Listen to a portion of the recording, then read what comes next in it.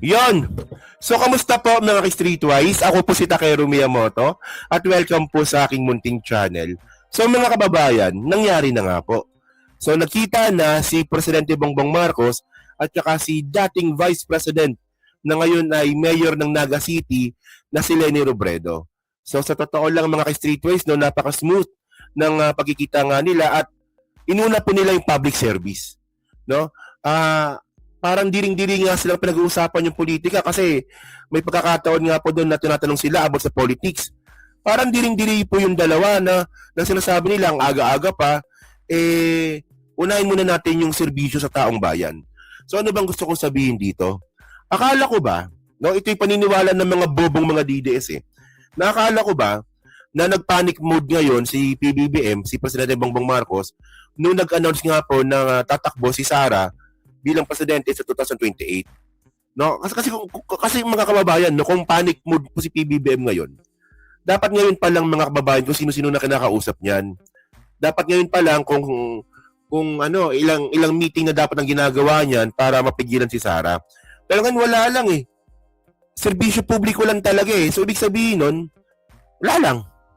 'Di ba? So ang totoo nito, ang panic mode talaga dito si Sara. Kasi tingnan niyo posible ngayong linggo or ngayong buwan, matuloy na nga po yung hearing sa Committee on Justice sa kanyang impeachment trial. And then yung tatay niyang mamamatay tao, may hearing na rin po sa ICC. So napakadali na po niyan, no, kay Sara Duterte, no? Well, kasi pag mga bobong mga DDS po talaga mga kababayan, no, para sa kanila po kasi napakadali lang tanggapin pag sinabi ni Sara na lahat ng paninira nila sa akin politika. Kasi tatakbo kong presidente. So, ayan na nakita natin point So, ngayon, ang sinasabi natin dito, kahit po na malakas ang ebidensya laban kay Sara, for example, may mga affidavit, may mga statement, may mga dokumento, lahat po yan, baliwala pag sinabi ni Sara, natatakbo kong presidente, paninira lang yan. So, malinaw dito, ang panic mode dito, si Sara, hindi si PBBM. So, ito, basahin natin yung news from, kanina to bago sila makita. No, sa News 5, sabi dito, okay, President Marcos at Mayor Leni nagkita na sa Naga. Dumating na si Presidente Bongbong Marcos sa Robredo Coliseum talaga, no? Sa Naga City ngayong Sabado ng umaga, February 21.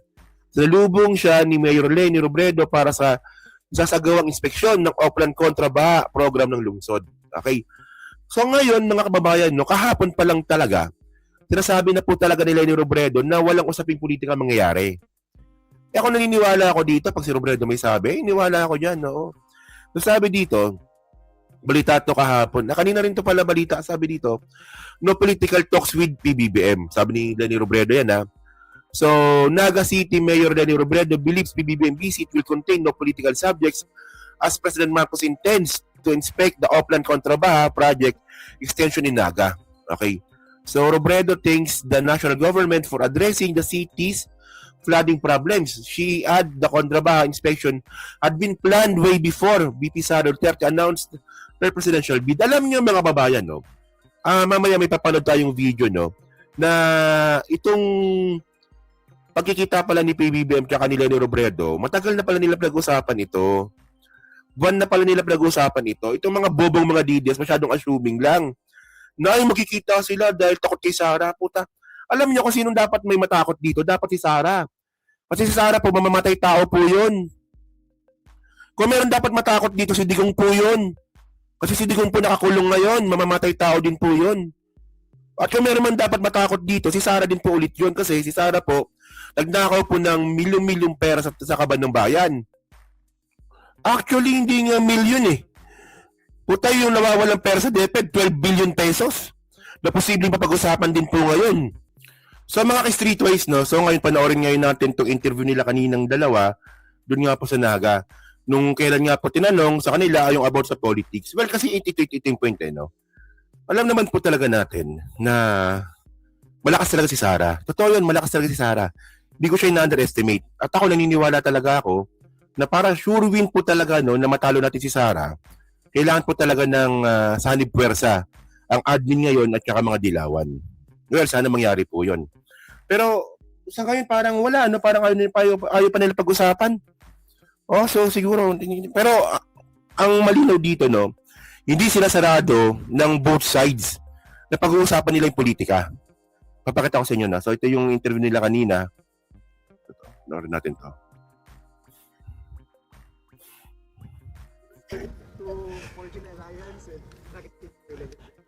Alam mo, hindi namin pinag-uusapan yun.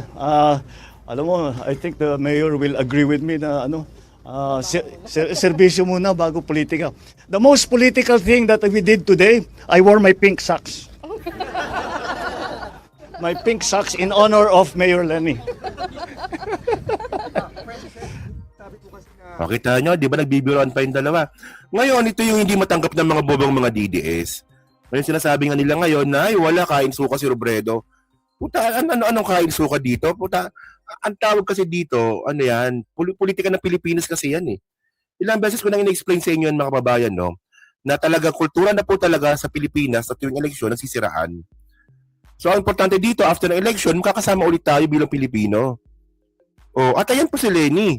Medyo matagal po siya naka-move on, pero at least ngayon naka-move on na po siya.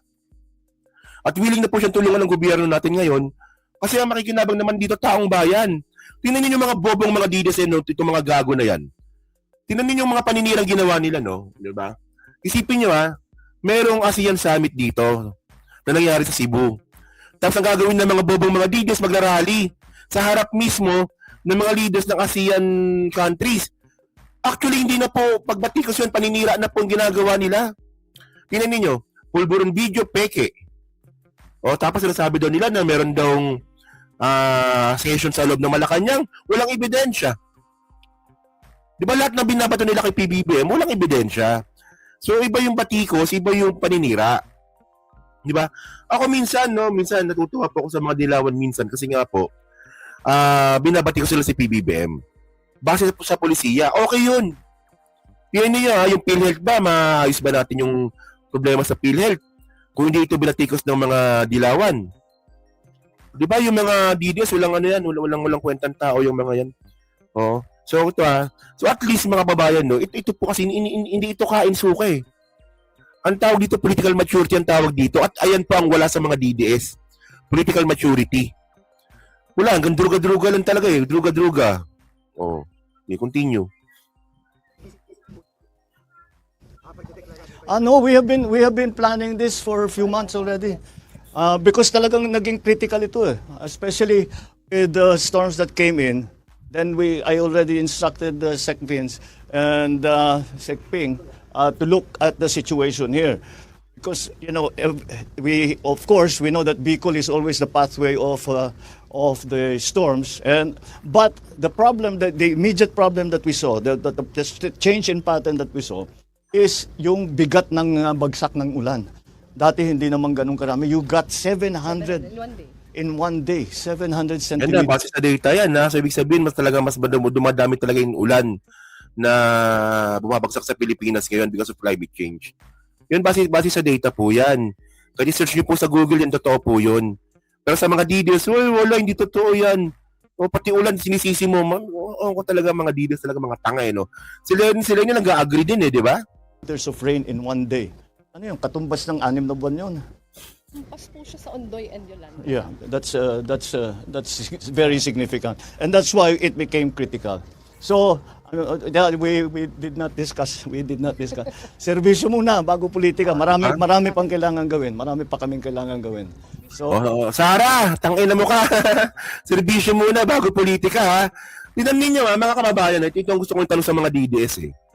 Ano na ba nagawa ni Sara? Di sa totoo lang, ano na ang magandang nagawa ni Sara nung siya po naging vice presidente ng Pilipinas? Tingnan ninyo, puta, yung DepEd na baboy. Di ba? Walang ibang ginawa kundi mag-travel sa ibang bansa. Walang ibang ginawa kundi mag-fake news. Tingnan niyo pati mga kababayan na pati pamimigay niya po ng ng mga relief goods sa mga salanta ng bagyo. Na-flag din po ng COA. Wala nang ginawang tama si Sara. Tapos ngayon, ang kapal ng mukha niya na siya pa talaga yung unang-una na magdideclare na, tatakbo akong presidente sa 2028. Well, no, kasi, ewan ko ba. sa mga DDS parang baliwala sa kanila na kung wala bang nagawa si Sara, importante sa kanila, Duterte yan si Sara. Yun lang yun eh. O di ba parang diring-diri si ano eh, di ba? Si Lenny tsaka si PBBM dito eh. No? Nasa kanila politika. Serbisyo muna tayo. O di ba? Ano yan eh? Parinig yan kay Sara kung tutuusin eh. Oh. We will get to that. Aabot din tayo doon. Ayan. Sapa. So, we will get to that. Aabot din tayo doon. Ayan ha. So isa lang ibig sabihin nito, sabi ni PBBM, yung usapin sa politika, kung makikipag, ito yung pakaintindi ko ha, sa usapin ng politika, kung makakaroon ba ng sanib puwersa, yung admin tsaka yung mga kampo nga po ni Lenny, darating tayo dyan, pag-usapan natin yan. Pero hindi ito ang tamang panahon. So hindi po sarado yung pinto, ay na malinaw dito. At excited po talaga ako no na, actually sa totoo lang mga kababayan, no, kung talaga matutuloy talaga tong PBBM admin tsaka Lenny Robredo na partnership sa 2028 election, excited na po akong i-promote no si Lenny Robredo bilang presidente. Kasi tandaan natin, naalala ko pa, ang dami kong sinabing hindi magaganda kay Lenny noon. Because of election. Election yun eh. Gusto mo manalo manok mo nun eh. So, maninira ka talaga. Natural yun, no? Hindi ka tulad ng mga DDS, pag sila nanira, okay lang. Pag sila siniraan, kain suka daw. Di ba? Parang bobo talaga, no? Sige, continue natin.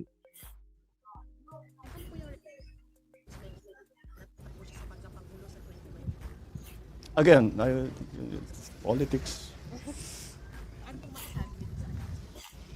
Nothing really. That's her choice.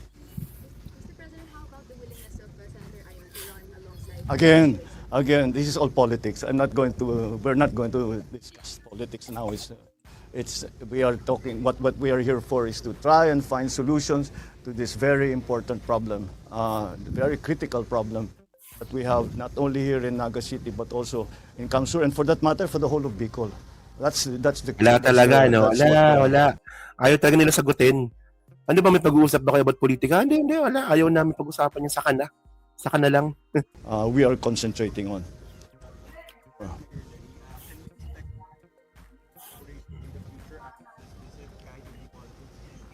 We don't change. Whatever kung sinong, it's not only here kung sino ang nangangailangan ng tulong, the national government is here to help. So as you know, I came from local government kaya Diba? I have great sympathy for the situations of local. Actually, totoo to mga kababayan, no? Totoo to eh. Kasi naalala nga po natin, no? Kahit po si PBBM po, namimigay din po ng pabahay sa Davao City. Hindi lang po umatin si Baste, pero pupunta po si PBBM sa Davao City, namimigay po siya ng pabahay doon. Oh.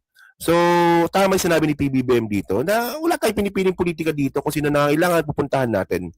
So, ito nga po, no, kung dati nga po magkaaway sila sa politika dati ni Lenny, dahil po sa nangangailangan po ng tulong ng national government ng Naga City, pumunta po si Presidente.